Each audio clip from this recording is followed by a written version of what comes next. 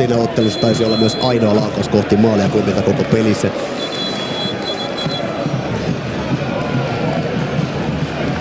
Olusania valittiin sen ottelun parhaaksi pelaajaksi. Tuolloin nyt Olusan jämättää maalle ja sitten Hakassa kun... No niin, siellähän näköjään sitten ne lentelee myös tavaraa maalin takana.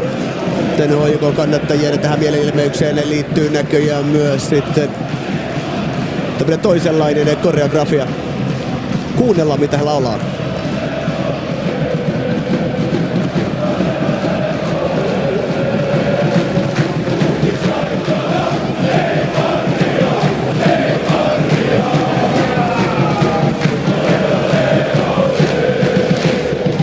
Ei siellä sen enempää kantaa oteta, mutta tennispalloja kun on, jota sieltä isot kasat heiteltiin. Tämähän on vähän niin kuin Bundesliigasta tuttu ilmiö myös. Muun muassa viime kauden lopulla näitä nähtiin useammilla stadionilla. Silloin oli ihan eri mielenilmaus kysymyksessä kuin VAR.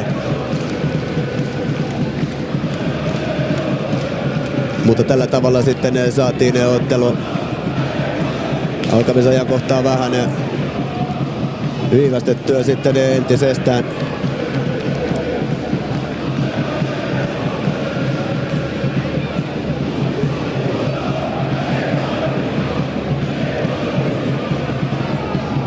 Siellä on päädyssä tuttuun tapaan kova bugi. Ja tämä nyt ei ole HJK-kannattajien ensimmäinen mielenilmaus tällä kaudella, eikä se tietenkään tule jäämään myöskään.